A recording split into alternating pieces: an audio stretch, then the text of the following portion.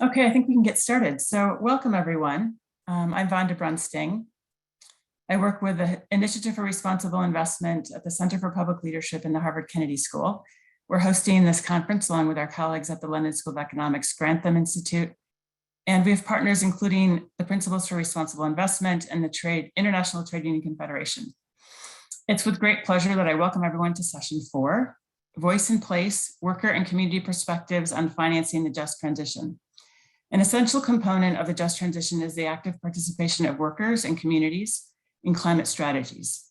This session will focus on how investor action on the just transition can be guided by dialogue with workers and communities. Today, you're going to hear from a great group of leaders. Moustapha Gueye from the ILO, Kirsten Spalding from CERES, Kevin Pranis and Taff Mangus from LIUNA, and Renana Jhabvala from SEWA. Yesterday in our opening session, we heard from Fiona Reynolds from the PRI, who said that every climate plan should have a just transition plan at its heart, so that people are put at the heart. Sharon Burrow, the General Secretary of the ITUC, said that people and planet are more important than finance. And Laura Martin from Spain spoke about having a human-centered approach. Sharon also made the point that we need secure investments, secure businesses, and secure people. That's a tall order. But we do have guidance, some of which you're going to hear about shortly. And we heard some examples in the session that my colleague David led yesterday on engagement. And this morning, we heard about the challenges to implement the just transition in South Africa and India. So now we're going to focus more closely on the impacts on workers and communities, and we'll be talking about the gaps, the unjust transitions. And then after we hear from our speakers, I hope you'll join me via the Q&A in a discussion about what investors can do to close those gaps. So let me start by introducing Moustapha Kamal Gueye. He is the coordinator of the Green Jobs Program at the International Labor Organization in Geneva. Previously, he was at UNIP, where he served as acting head, Green Economy Advisory Services. Moustapha, the ILO provided guidelines for a just transition in 2016, which I hope everyone has seen by now. I also want to mention that the guidelines were developed by workers and their organizations, along with employers and government. We know that the green economy could create good jobs. So what can investors and companies do to promote good jobs for women and men in the energy transition so that no one is left behind? Well, thank you very much, Vonda, and it's a pleasure and honor to be able to join you today at this session and to be with distinguished speakers in our panel. I would like to start with the narrative that we are in, and that's what you have started by saying, which is the recognition that economic activity to a great extent depends on a sustainable environment. We have in economic inputs labor and capital, but there is also natural capital, which we often forget. Now, when we think of labor, it's important to bear in mind that a lot of what it leads to is the creation of jobs, because that's what we need to run companies. And we know that at least 1.2 billion of those jobs rely directly on a safe climate and a sustainable environment.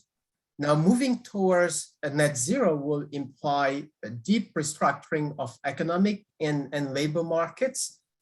There will be net jobs in gains, and that's what you've said in the beginning, and that's a very interesting and encouraging positive narrative. But we also know that there will be inevitable damage, if you like, in terms of displacement of employment by location, temporal and skill mismatches. So therefore, it's not only important to cater for the quantity of jobs, but also the quality, so that we end up with more and better jobs. And that's what the ILO guidelines are about, giving a comprehensive framework to end up with that, more and better jobs. Now I turn to companies and companies and investors. They have a key role to play in this transition because their operations and socioeconomic development of the communities in which they operate are very much linked. And same for investors, they have a critical role to play as such in the implementation of the Paris Agreement on climate change. And we have to remind ourselves that the commitments are a collective commitment, engagement, not only by governments, but also by the business community. And therefore, a just transition as a framework, in a way, we think of it at the ILO, can be not only good for companies and investors to generate business returns, what is an important purpose of the company, but also outcomes for people and planet. And finally, it can be useful to connect with their ESG objectives. Now, specifically on companies, I would like to draw on a set of areas of actions that are inspired by the Just Transition sort of guide, a business guide from the Just Transition Center of the International Trade Union Confederation and the B team. And they provide a number of areas for action that might be worthwhile thinking. Now, first, let's start by noting that business urgently need to understand how a low carbon transition will impact on them, on their business operations, but also on their workers on the one hand. And second, how can they grasp the economic opportunities that come through that transition and minimize the risk, the business risk, and those for people that work for them. Now, I would like to point to 6 areas that seem to be important. The first one is that assessing and planning for a just transition. So this is as much as critical for governments, but also for businesses, understanding the nature and scale of changes that could happen. The second is respecting and protecting and promoting the rights at work. And this is a fundamental element of the ILO guidelines. And I also wanted to mention that there is a declaration on multinational enterprises in the ILO, which guides the operations of corporations in relation to decent work. The third element is to ensure that just transition plans and measures that they would put forward are based on social dialogue. I think there is tripartite dialogue where companies would engage with workers' organizations and government, but there's also dialogue at the company level between management and workers. A fourth element is the need for planning the skills transitions that companies would need. Raising productivity, aligning labor and resource productivity will require companies that they equip people that work for them to have those right skills to make that possible. Now, there is, as I said earlier, unavoidable damage, and that's where an effort to minimize those adverse impact, both on the corporations and their operations themselves, but also the workers, will be important. And a fifth element is gender considerations, because we know that the impacts are distributed unequally, and sometimes there might be important needs to focus on gender, not only to minimize the risk, but also for reskilling and enabling a larger female participation in the jobs in the green economy. Now I turn on to investors, and as we know, the interests of investors are very much connected with those of the companies in which they invest. So there are many ways through which investors can play a role to make a just transition happen in companies in which they invest. And one of these first ideas is to conduct employment-related due diligence.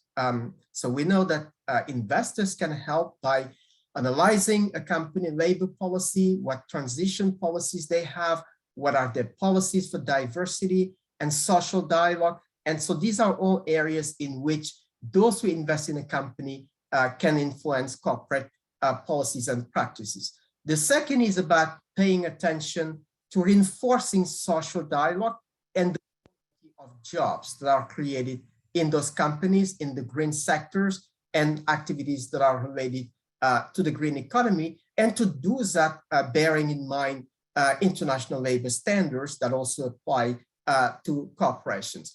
And finally, engaging with the companies they invest in individually and collectively to require more transparency on labor-related practices and diversity.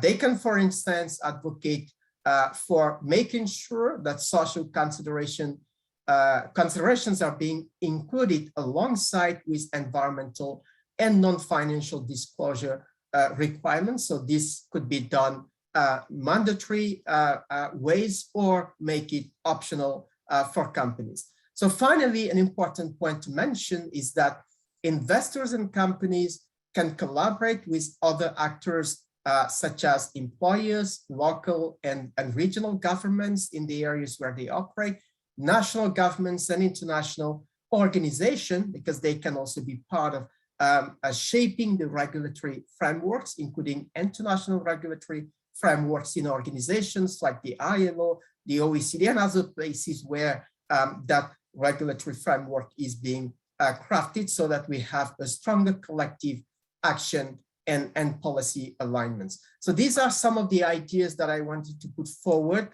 to start our discussion, and looking forward to engaging with other members of the panel and our participants. Thank you so much for that. That was a great overview. I'm really happy that you mentioned the Just Transition Center and the B team and really all the great work that's been out there to kind of frame out what the just transition is and what it means for the various constituents. I feel like a couple of years ago, when I first started talking with investors about the just transition, nobody knew what it was. But now, thanks to your work and many others, including those on the panel, I think that we have more clear guidance. So let's turn now to one of the things you mentioned was really the impacts on women. And I'd like to turn to Renana to have that discussion, get into a little bit more depth on that. Renana Jhabvala has been working with the Self-Employed Women's Association, SEWA, since 1977. She has served in a number of roles within SEWA and is currently the president of the board and has overseen the movement's expansion and diversification. So Renana, how is SEWA addressing the impacts of climate change for women in India? And can you talk about the impacts on workers in the waste industry and in the solar industry in particular? And welcome. Sure. Yeah, I'd like to actually start with saying that SEWA is a trade union of women in what is called the informal economy. SEWA has about 1.9 million members last year. And they're all women who are sort of at the bottom of the economic pyramid. The informal economy is very important when you talk about workers, because worldwide, at least 60% of workers are in the informal economy. So when you talk about workers and the just transition, you need to talk about the informal workers, especially because they're the poorest and they're also the majority. I wanted to give two specific examples of the link between climate change and poverty, actually. And the first one is urban and on waste. And as we know, many of our countries are getting very urbanized and producing huge amounts of waste.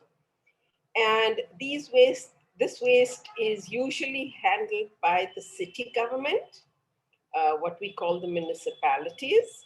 And they prefer to, the kinds of solutions they find is asking large companies, they bring out tenders, large companies take over, and they usually take the waste either to dumps or to incinerators, both of which are really harmful for the climate. In most societies in our countries, the existing system before the cities tender out to the large corporations, there is a system of recycling. So a lot of this waste is actually recycled, and there's a whole category of recyclers, and at the bottom of the category are those who are the waste pickers, those who go around the streets picking up waste because that's the one thing they can do and earn some money. When these big companies come in, and so, that's a much better way, because especially the solid waste is all recycled, almost all recycled. Plastics recycled, metal is recycled, paper is recycled, everything's recycled. And so when these big companies come in, the recycling really decreases. And all this stuff which could have been recycled goes into the dumps. And the poorest people lose their work. And this whole recycling industry loses its work. So we have been in SEWA trying to work towards a system which employs, first of all, the waste collectors, and most important, taking the waste and recycling it. So for wet waste, fertilizers, different types of fertilizers, and recycling other type of solid waste, like I said, paper, plastic, metal, and so on. That's one example of how one could be much more sensitive both to poverty as well as to the climate. The second example I have is on solar energy. And again, this is from our experience. And what we find is that the poor need solar energy often much more than others do, because their access to electricity is less. They usually live in areas, more remote areas, in areas where electric lines have not reached. But they have no other access, and solar products, and equally important, the financing of solar products is very necessary for them, but it's not available to them. I just want to give the example of how it can be done. So I have two examples. One is in a very remote rural area where there was no lighting and no electricity. And we have our own bank. And in this area, we were able to give loans and reach solar lights, as well as solar panels, which could power machines, and give them a loan so that they could pay according to their own incomes. And it made a huge difference in their life. In their incomes increased, their education increased, and of course, the empowerment of the women increased. And the other example is we work in a desert area where salt is pumped up. And in this desert area, they were using diesel pumps. And diesel is extremely polluting. And they were using these diesel pumps to pump up, and it was expensive. And again, we helped them get loans to buy solar pumps, which of course was much less polluting, and also in the longer run was more economical.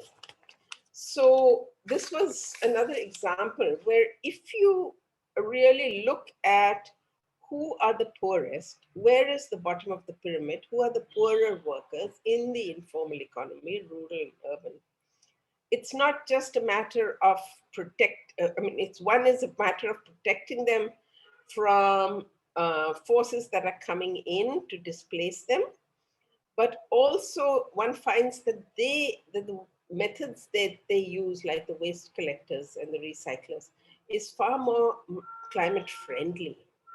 So recognizing them, understanding them, and making products and finance. Finance is extremely important to reach such informal workers. So that was two examples. Great. Well, thank you so much, Renana. And it's really a great reminder that in the next few days, we're going to hear a lot about financing. And it's going to be big dollars and, big initiatives that will be announced, hopefully. But we also need to think about the local financing. And it reminds me of the phrase that just transition is going to be worked out in place, right? It's going to be how it looks where you are in India and where people live and where they work.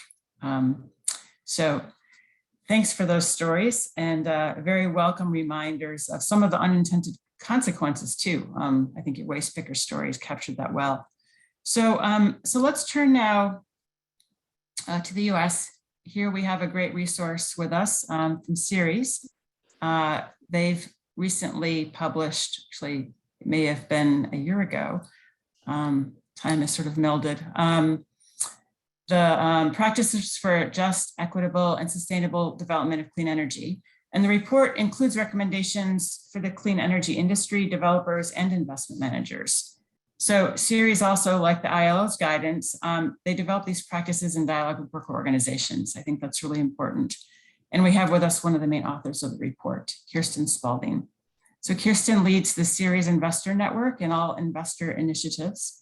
She also represents CERES on the West Coast as director of CERES California office.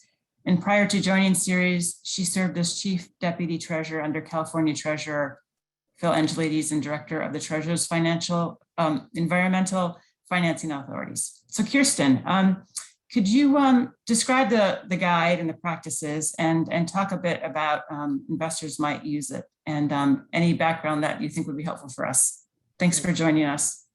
Thank you so much for having me, Vonda. And let me start by saying that this guide on just and sustainable practices around clean energy development is for use by investors, but really it's designed to align our expectations between the clean energy developers, the investors, the energy buyers, the electric utilities, and the regulators. And it's our sense that if we come together around a shared set of questions to ask and principles to guide clean energy development, we are much more likely to get the kind of just transition that we imagine.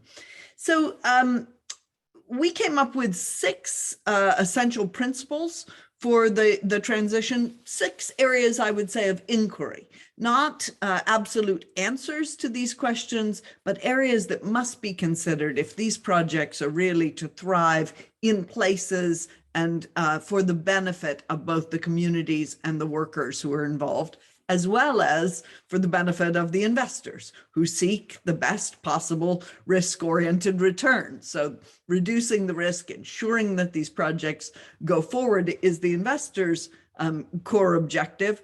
But if they don't consider the workers and the communities, these projects are much riskier and actually may not even happen. So let me run quickly through the 6 areas of inquiry. The first was stakeholder engagement. And here we've discovered and in long dialogue with both developers, communities, and investors that if the community is not engaged before the project even begins, we are going to face problems. There is going to be a higher risk for investors. So the stakeholders to engage, you've got to be with the local environmental community, really work with the residents, be sure that workers and their unions, their representatives, are engaged before the project even goes out for bid. Economic development advocates, those who are seeking good jobs in the local area, need to be engaged. And of course, the landowners. Meaningful stakeholder engagement is transparent, it's high level, but it ensures that those stakeholders don't just get told what's happening, that they actually get a chance to influence the projects as they're developing. And investors can be catalysts for those kinds of real stakeholder engagements.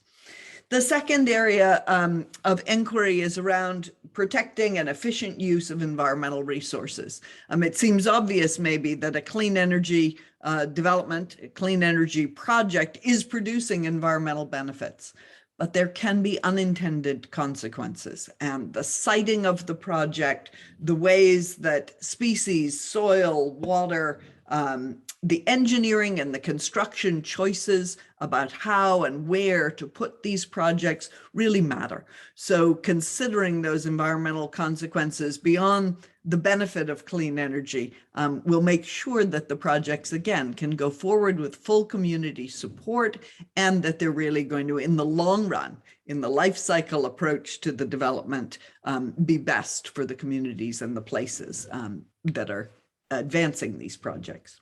The third area is one that certainly the labor movement has developed over many years, and investors are really beginning to understand, and that's that there must be responsible contractor policies. When we say responsible contractor, we mean a contractor who in the development and in the operation phase of the project really takes into account the wages, the job creation, the benefits, the career ladders, that it is not something that you look simply at a set of wages and you say this is sufficient, but you say this is going to be career producing, high quality jobs over time. And the investor can say, we're not going to consider any contractors who don't meet this responsible contractor set of criteria. So we have good examples, investors like Ulico and the Building Investment Trust. Many of the managers have signed on saying we're going to be 100% responsible in our contracting. We're not going to invest in projects that don't have these policies. And we're seeing some of the largest pension funds say we don't want to consider being an investor in a project that doesn't account for workers and these career ladder, high quality jobs. The fourth area of inquiry is local economic benefits. It's good to have high quality jobs, but who gets them matters. We want to make sure that these jobs are going to the local community. There's a history in the construction industry of travelers, people who fly in, do the work, and then fly out, taking the long-term economic benefits of that work with them. We want to be sure that these projects are built with local labor. These are good jobs, and working on a solar project or a wind project can build skills, build up apprentices who will in the long run be able to serve that community well. They ensure that the dollars that they make in wages get reinvested in the community. And that's a really important principle. So it's not just the quality of jobs, but who gets them that matters. And of course, issues of gender and racial equity are critical in those decisions. And then finally, an area of inquiry around ensuring compliance and monitoring. You can do all the consultation at the outset, but if you aren't really on the ground watching to make sure that the right people are getting the jobs, that the quality of jobs is being maintained, that wages are being paid, that safety concerns are being met, that the highest quality materials are being implemented, that the environmental concerns that were raised early in the project are really being addressed as the project is built and operated. That monitoring becomes critical. So that's enough, I think, on the basics of the principles, but I'll go back to my first point, which is investors can do a lot in this area, but they don't do it alone. They do it in consultation with the other stakeholders, and finding our alignment around these issues is the key to building out more successful projects at scale. Thank you. Great, thanks, Kirsten. So I want to, well, I appreciate the levels of inquiry that you brought us through, and I want to pick up on a couple of them with our next speaker. One is the local labor. So we're going to travel now to Lima, Ohio, and talk about also something that Moustapha discussed, the displacement of workers in a transition, which then it becomes an unjust transition. So we're going to hear from Taff Mangus. He's an organizer with LIUNA, and he was a longtime Synovus worker. In Lima, Ohio, Synovus operates a petrochemical facility, the Synovus Lima refinery, which they recently purchased and then outsourced the workforce. And so Taft is going to share the story of the workers in Ohio through a video. I don't know, Taft, if you want to introduce the video, if you want to just take us straight into your story. Thank you so much for joining us. Thank you, everybody. Thank you, Vonda. I'm going to go ahead and start with this video.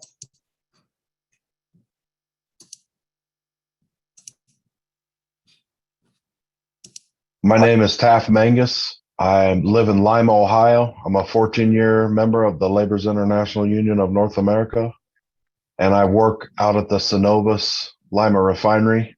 It's a petrochemical facility. Our members work out there in the heat and the cold. We're called on a minute's notice to service the refinery, and we have done that loyally for 135 years. At the beginning of last year, the Synovus refinery decided to utilize Gulf Coast contractors for the refinery's fall turnaround. The Lima Building Trades provides the safest, most skilled workforce available, and in the name of cost cutting, the refinery has chosen to use these Gulf Coast contractors. The decision by this company took us all by shock. They said that they awarded the contract to the contractor that they felt was the safest, the most qualified, and could provide the manpower. This is proving to not be the case. The refinery preaches safety all day long, but when it comes down to it, every decision they make is based on profit. We're hearing from guys that this is the most uncomfortable and unsafe they felt in the refinery during their entire working career. I believe that it's a dangerous situation to remove the people that have serviced this facility for generations in favor of unskilled, untrained, unsafe workers. This could have a huge effect on our local environment. We have an adjacent river that feeds up to the Great Lakes, and this river also provides all of our drinking water. It can turn into somebody losing their life. It can turn into a chain reaction that could cause a catastrophe not only at this plant, but the adjacent chemical plants that store things like ammonia, ammonium nitrate. The refinery is pushing the equipment to the absolute limits. As someone that lives 3 miles from the refinery, I'm telling you that you cannot put a price on my safety, on the community's safety, on my family's safety. Having skilled labor inside of this facility is priceless.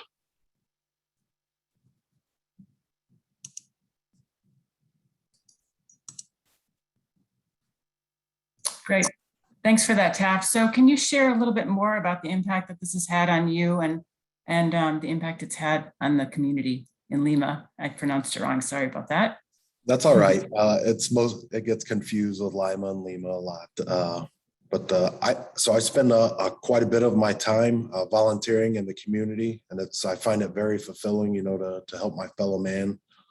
But when the management at the refinery made this cruel decision to outsource our jobs, I knew that something had to be done. So my efforts are now focused on saving the good paying, community supporting jobs that we have at the refinery. It's a major petrochemical facility supplying 25% of Ohio's fuel. My union brothers and sisters have loyally served the contractors in extreme temperatures conditions away from our family until each task is complete. In return, all we asked for was, to be reasonably compensated.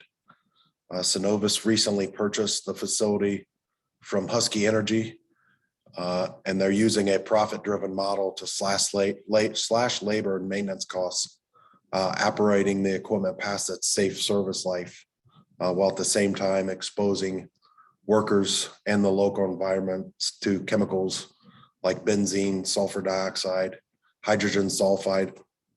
And some of the local building trades people have also now had to travel out of the community for work, while others are missing out altogether on the 1.7 million man hours and $70 million in wages. Our members are worried about meeting pensions and healthcare hour requirements. At the same time, Cenovus is boasting billions in quarterly revenue. Things are quickly changing at the 135-year-old facility.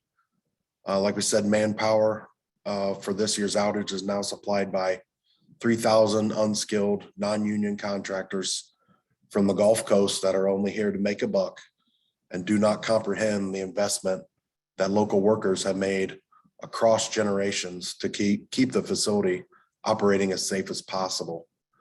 Cenovus awarded the contract last year via a closed bidding process and told building trades leaders they could save millions in labor costs by using turnaround specialists. The specialists that have arrived to perform the work are not what they promised. Very few, if any, have gone through the rigorous training that is required of local apprentices and journeymen that are still good enough to perform the day-to-day maintenance at the refinery. The shutdown started the first week of October, and the mounting safety incidents range from serious chemical exposures to crushed hands, and there's still much of the shutdown to be done. Our members in the facility tell us that it's like the Wild West of shutdowns. They genuinely fear not only for their safety, but the safety of the unskilled workers putting the facility back together. Tight deadlines and a nationwide labor shortage are also complicating things. These folks get to return home after the job is complete. When a vessel or pipe fails from shoddy workmanship in a year or two, it will be the citizens of LIUNA that pay the price, just as we have in the past. I also feel that we've held up our end of the unspoken deal. We provide skilled labor for dangerous jobs near toxic, explosive substances, and in return, we can provide a modest living for our families. Synovus has lied. In the 1890s, Robert Baron J. Gould said that he could hire half of the working class to shoot the other half. Lima is an industrial and manufacturing town and always has been. We long ago accepted the fact that we will not be chosen as the next headquarters for Apple or Amazon. But Synovus choosing to utilize these out-of-state workers, knowing that they could be lured north with the promise of tax-free per diems and overtime, is like a shot in the back to our economy and also the local union workers that have built, rebuilt, and maintained the refinery for all of these years. Synovus appears to be operating differently in the US than they are in Canada. North of the border, they have committed $50 million over 10 years to indigenous people that they're displacing with their vast oil sands projects. In the States, however, the first order of business is kicking skilled labor to the curb, not only in Lima, but at the jointly owned facility in Toledo, Ohio. Our dedication to these facilities over generation apparently holds no water with the new owners. The decision was a gut punch to thousands of families across Northwest Ohio. Then in an effort to save face, Synovus took tours of a few building trades training centers and told us we need to be more competitive.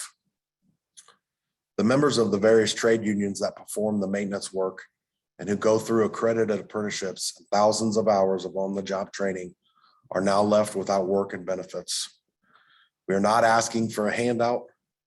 Synovus is using these desperate workers to undercut the area standards our local craftspeople have fought to establish. We just want to go back to work. Thank you so much, Taft. It's really a gut-wrenching story, and it really captures so many of the dilemmas that we're facing in this, from workers being pitted against each other to the bad behavior, the gut punch of the company, and then the pressure to transition, and yet the displacement and the injury, and then of course the community being left with the damage from the facility. So there's a lot more. I hope we can come back to you, but I do want to turn to Kevin for a bit and give him some time to share another story. He's coming to us from Minnesota, and Kevin is the general. Oh, okay. Sorry, I just got confused about the screen. So I'm just going to hand it over to you, Kevin, to talk about the work that you do with LIUNA in Minnesota. Thanks for joining us. Thanks. So you see my screen okay? Yep. Great. So I'll just try to sort of quickly touch on this because the story the brother from Ohio just told sounds remarkably similar, almost identical to the experience in the Twin Cities metropolitan area with Marathon St. Paul Park Refinery. And it's not a coincidence that you have these two refinery struggles. We think the battle that workers are fighting in Lima and St. Paul Park refineries provides a glimpse into a dystopian possible future of an energy transition gone horribly wrong. In 2019, Marathon Petroleum Company merged with Endeavor to become the largest US refiner. Not long after, they embarked on what our research suggests was an aggressive cost-cutting program in multiple refineries, including refineries in St. Paul Park, in the Twin Cities area, and a similar facility in Mandan, North Dakota. In a little over a year, Marathon eliminated multiple safety positions, removed and replaced skilled local maintenance workforce that had built and maintained the St. Paul Park refinery for 80 years, with low-wage out-of-state workers and locked their own employees out of the plant for months in a dispute over outsourcing. Workers fought back, the lockout ended, but as far as we can tell, Marathon hasn't retreated an inch from the company's outsourcing strategy in St. Paul Park. How does the largest refiner in the United States, a company that depends almost totally on the sale of fossil fuels and their byproducts for revenues, remain profitable even as demand for fossil fuels declines? Equally important, how can the company maintain the confidence of investors who are increasingly concerned about climate risks? Marathon clearly wants investors to believe that they can square this circle by pivoting to green, reducing conventional carbon emissions while investing in green fuels.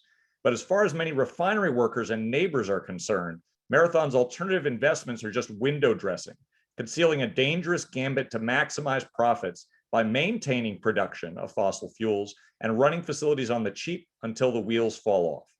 The worst part for our members is this strategy may be unintentionally abetted by well-intentioned climate advocates and activist investors, and that's where we need your help. We conducted extensive interviews with current and former employees of Marathon and the company's maintenance contractors during this period last year, and the results were frankly scary. As one Marathon employee, current employee, summed up Marathon's new out-of-state maintenance workforce, these guys don't know what they don't know, and that's a dangerous thing in a place like St. Paul Park Refinery. Here's a sample of quotes from our report, which found evidence of persistent and serious safety lapses at the facility. Use of workforce that clearly lacked adequate training and experience. So while a Marathon spokesman vigorously defends the company's safety practices, and we encourage folks to read the report, the company has not, to our knowledge, refuted a single worker account from the report of safety hazards and malpractice. In effect, Marathon seems to be saying, who are you going to believe, us or your lying eyes? But workers know what they saw and they're not backing down. And I'll let you hear quickly from one of them. This is Caddy Jacobson. She's a 20-year pipe fitter who was both a general foreman and superintendent, one of relatively few women in that kind of supervisory role in a facility like this, talking about her experience at St. Paul Park. I could tell you a lot of stories about how dangerous it actually was, or how many safety hazards were not followed or broke. For example, during the time that I was there, I would often see non-union workers walk right through the danger tape that we have put up. In fact, there were times that we would be doing supplied air and they would try to walk right through, to the point where we had to not only put up the supplied air, do not cross this zone taped off area, but we would have to stand around it and have people on all sides to make sure that they weren't entering it.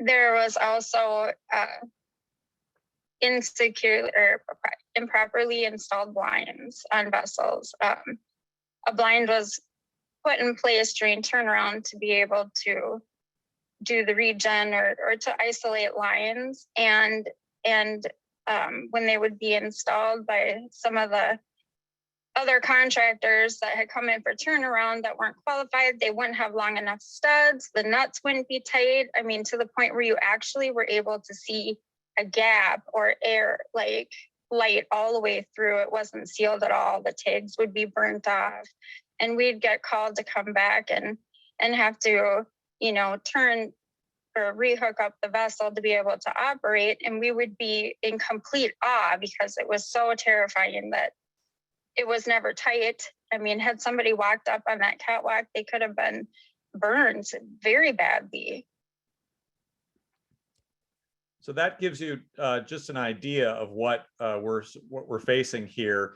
These are, she had multiple safety stories. This is a facility that uses hydrofluoric acid, which hydrofluorine, which can create hydrofluoric acid, incredibly toxic. You could look at hundreds of thousands of people potentially exposed because it's right in the heart of the Twin Cities by something that happens here. And this is from one of the most experienced refinery workers talking about just terrifying safety practices that she saw there. So what's the connection between climate advocacy and just transition and this unsafe situation that we believe we find at refineries? We think that part of the problem is that climate hawks, activists and investors alike, are demanding that companies divest and reduce exposure to fossil fuels. But we don't think they're paying enough attention to what managing climate risk means in practice, even when it means facilities slashing pay and eliminating local jobs without meaningfully reducing emissions so they can continue to profitably sell fossil fuels long into the future. BlackRock's a prime example. BlackRock, the investment firm, has garnered a reputation as a climate leader by insisting that portfolio companies address climate risk. But in this case, BlackRock, which is a leading investor in Marathon, seems content with a plan to maintain profitability, centered not on cutting carbon emissions, but on slashing costs to maximize profitability and extend the longevity of the fossil fuel business. The same is true of activists who effectively signal to Marathon the company will get a pass as long as they don't make new fossil fuel investments. No one's very concerned about what they do with the existing infrastructure, even though that infrastructure is associated with the emissions. So finally, there's 3 recommendations for what we would like the folks here, investors, to be doing, to reaching out to BlackRock, to BlackRock, to Synovus, and to Marathon to ask the reinstatement of local skilled maintenance workforce, using the CERES report, which is an excellent report that actually, as it chronicles the story in Minnesota of how we helped turn bad renewable jobs into good jobs, only to see the refinery jobs, which had always been good, start turning bad in the case of Marathon. Using that report to engage Synovus, Marathon, and BlackRock around just transition practices, and finally requiring minimum levels of capital spend to avoid refinery asset stripping. Just the last point here, in the regulated utility sector, we have a framework in place to make a transition from one fuel source to another. It's not without some pain and difficulties, but that framework exists. There is no such framework on the fuels side. Right? There is no regulatory agency that can help a refinery transition from one thing to another. So the incentives are all wrong for the refineries right now, particularly for the ones that want to cut corners, and investors need to step in before it's too late. Oh, all right. Thanks, Kevin. And I'm so pleased that you ended with the list of things to do. So this is the moment when I'm hoping that people put some questions into the chat. I know there's a couple in there already. I just want to kick off the questions by asking one of my own that's related to really the stories that we heard. We know that in countries where workers and their representatives have been involved in shaping the COVID-19 responses, there's been less of a negative impact. And the same is true for the just transition. In companies and countries where workers are involved, the outcomes are better. We heard that story yesterday on the webinar that we heard from the Scottish utility SSE. So the question I have for all of you, and you can jump right in, is, how do we do this? How do the investors who are on the call stand alongside of the workers? How do policymakers and governments stand alongside communities? What are the ways that we can do that? I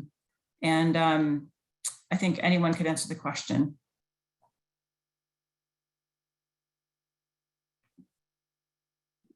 I'll just give a quick, I think one thing is investors need to show, look, I think investors have shown that they take climate very seriously and carbon emissions very seriously, and leaned in hard enough that after years of not really being listened to, everyone's listening. I think we're seeing some of that around equity, although, I think the solutions to that are less clear in a lot of cases, or the concrete actions. But I think they need to lean as hard into the just transition and into the worker questions as they do into climate. Otherwise, the message is, as long as you have a good story on carbon, no one's going to be concerned about the story on anything else. Yep. Thank you. Yeah, go ahead, Kirsten. So I just wanted to say that one of the challenges around investors engaging with these heavy emitting companies and focusing on what's their target, how are they going to get there, what's their transition plan, is that around the workforce and the local economic benefits, the local community concerns, there aren't great metrics. It's very hard to say, here's how we measure whether a company is doing a good job on just transition or bad job. We're beginning to develop those metrics, and the Climate Action 100 Plus net zero benchmark has an indicator now around just transition, but we've got to get these companies telling us, how are you engaging with the community? How are you engaging with the workforce? What are the benefits? What are the jobs being created? All of these questions, and especially where the transition has the potential to shut down and eliminate jobs, we've got to really see that in a transparent way that give investors the information they need to make decisions and really focus on good governance of these companies in the transition process. Yeah, thanks for that. And, I just wanted to go now to one of the questions in the chat. I'm going to read it out or summarize it for you. Alia Kaji, who talks about coming from a developing country in South Africa, where I think she's really talking about this dilemma we've all been talking about of having both, leveraging worker and community protection and, how do we get the financing? And again, I think the same dilemma is facing investors, governments. It's sort of a both and. We know we need both. And how do we, and as I said at the top from our speakers yesterday, we really want to, I think, move this, but I think people don't have the mechanisms to do both at the same time. I'll call on Renana first. If you want to answer that question, feel free, or if you wanted to answer the previous one, go for it. Thank you. I actually wanted to answer the previous one, I'm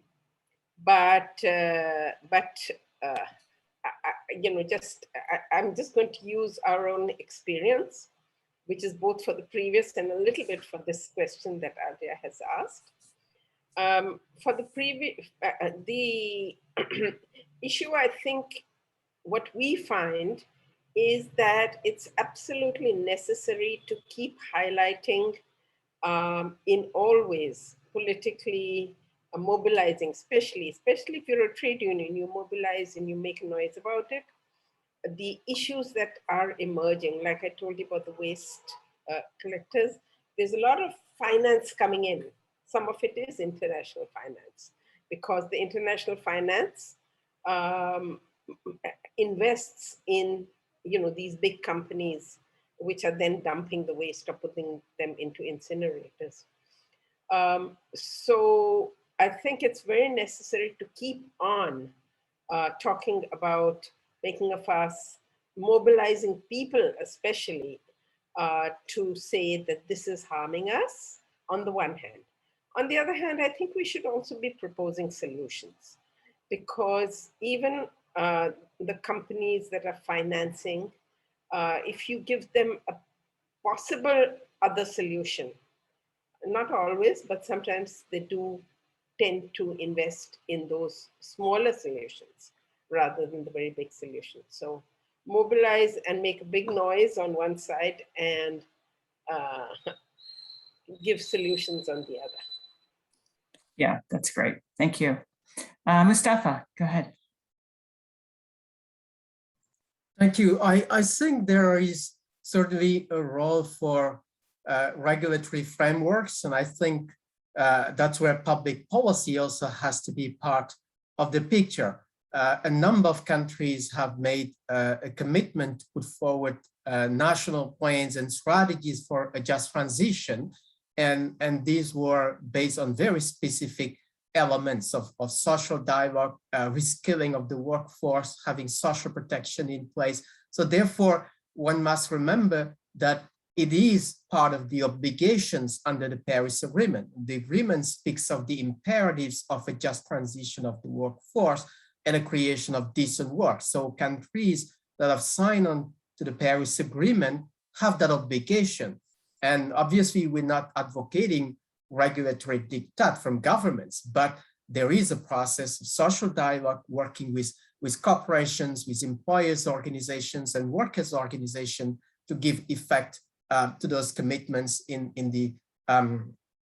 the Paris Agreement. And I also want to mention that the ILO guidelines for a just transition are a tripartite set of guidelines. And I must say the United States was among the countries that had experts in 2015 where those guidelines were adopted. So they are guidelines for a just transition for all. So therefore, this is also an important piece to support just transition with investors, with companies, and the actions they take vis-a-vis their workers. Yes, thank you. Thank you. And let me see if I can get in maybe one more question here. Well, one simple one is from Cynthia Simon, and is the Climate Action 100 Plus just transition tool available. Perhaps Kirsten, you can respond to that, because I think, you know, just our typical way of operating as investors is to engage with companies, and we should just be asking every company about the just transition, and we have a framework in place to do that. And then I'll also put out there the question from Declan Owens about how the just transition is being managed across supply chains by the ILO and unions. I know there's different interests at stake for workers in the global North and global South, but how do you manage that when we're connected? So I'll leave those questions to the group, and I'll start with Kirsten. So yes, the answer, Cynthia, is that the just transition indicator in the net zero benchmark is now available. I'll put the link in the chat here, but we are using the benchmark with the 160 heaviest emitting companies on the climate action focus list, but the benchmark is now fully open for use with other companies as well. So certainly encourage us to try and get around a consistent set of demands and data. Yeah. Great, thank you. And anyone want to take on the supply chain question? The only thing that I would say, and we do, I mean, construction, you know, we're not sort of directly in the supply chain business, but I think, you know, there's a lot of conversation now about, for example, domestic manufacture of clean energy components, wind turbine blades, solar panels, et cetera, which are heavily imported in the United States.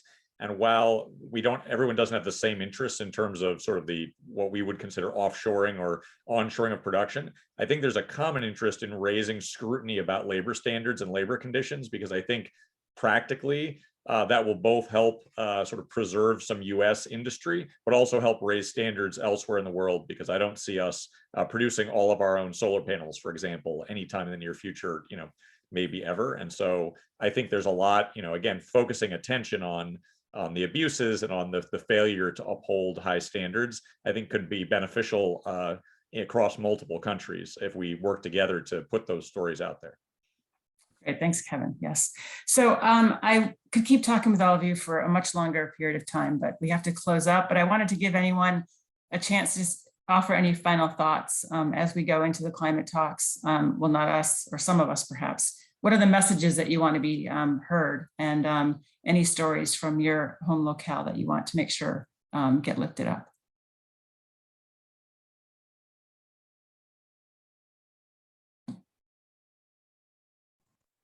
Perhaps for me, just if you allow, was just to add to the point that was made now on global supply chains. So note that in 2016, the tripartite constituents adopted a resolution concerning decent work in global supply chains, which at least deals with the decent work dimensions of just transition in global supply chains. So I have to say that the environmental component was not very strongly embedded in that resolution, but at least in terms of rights at work, there is that element of the Iowa framework that might be useful. Great, thanks, Moustapha. And I would invite the speakers, I don't know, maybe this is unorthodox, to put your email address into the Q&A if folks can reach out to you separately with questions, because I know that our time is up, but I offer a chance to kind of continue the dialogue offline. And then I'll just give the closing word. I'll just quote something that Renana said that really struck me when you talked about we needed to keep mobilizing, and we need to come up with solutions. And then I would add, and then collective action. And the collective action for investors, we have some frameworks by which to take that forward. And we have a couple of companies with Synovus and Marathon where we can get started. So thanks everyone for joining us. It was great to be with all of you this afternoon, and wherever you are. Thanks. Thank you.